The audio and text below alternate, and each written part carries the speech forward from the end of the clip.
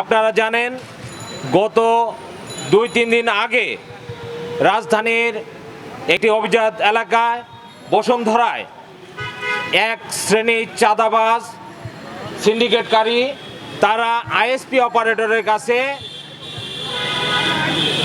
চাঁদা দাবি করে চিঠি দিয়েছে এবং আবাসিক গ্রাহকের ক্ষেত্রে তারা 5 লক্ষ টাকা দাবি করেছেন এবং কর্পোরেট গ্রাহকের কাছ থেকে 60,000 টাকা দাবি করেছেন প্রতিটি সংযোগের ক্ষেত্রে, যে এই টাকা যদি দাও তাহলে বসুন্ধরায় সংযোগ দিতে পারবা, ব্যবসা করতে পারবে, না হলে করতে পারবে না।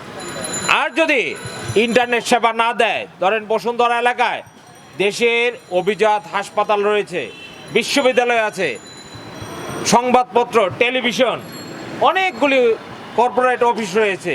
তার মানে এখানে যদি ইন্টারনেট সেবা বন্ধ হয় তাহলে কি হবে? উন্নয়ন কাজে বাধাগ্রস্ত হবে, চিকিৎসা, শিক্ষায় সকল ক্ষেত্রে কিন্তু বাধাপ্রাপ্ত হবে এবং সরকার যে স্মার্ট বাংলাদেশ বিনির্মাণ করতে চাচ্ছে সেটি বাস্তবায়ন করা আর যথাযথভাবে সম্ভব হবে না।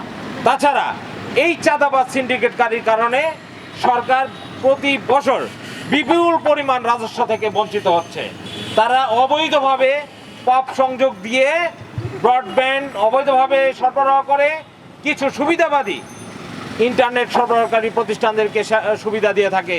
এই অনৈতিক চাঁদার বিনিময়ে আমরা এই যে তারা অলরেডি আইএসপি ইন্টারনেট এর পক্ষ থেকে আগামীকাল থেকে বসুন্ধরা ইন্টারনেট সেবা সংযোগ বন্ধ করে দেওয়ার যে ঘোষণা দেওয়া হয়েছে, আমরা তাদের প্রতি অনুরোধ জানাবো বিষয়টি চিন্তা করেন। আসুন আমরা সবাই মিলে আধুনিক প্রযুক্তিতে বাংলাদেশ স্মার্ট বাংলাদেশ গঠন করি এবং স্মার্ট বাংলাদেশ গঠন করে আর প্রক্রিয়ায় প্রথম ধাপ হচ্ছেন ইন্টারনেট এবং ডিশ। আজকে ঢাকা মহানগরে বিভিন্ন এলাকায় সিন্ডিকেট মাধ্যমে গ্রাহকদের ভোগান্তি করছে, বিটিআরসি কোনো ভূমিকা পালন করছে না। আজকে মানববন্ধনে আমরা ব্যর্থহীনভাবে সরকারকে জানাতে চাই অবিলম্বে একটা গঠনমূলক নীতিমালা আলোর ভিত্তিতে এবং সরকারের নির্দেশনায় এই ইন্টারনেট ব্যবহার করতে হবে। বিভিন্ন মহল্লায় ইন্টারনেট সংযোগ দিতে হবে এবং জোরদার মনিটরিংয়ের মাধ্যমে তাদের কল রেট নির্ধারণ করতে হবে।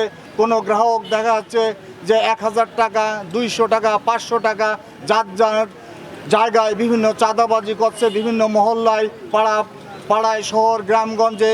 এর প্রতিবাদ করতে হবে।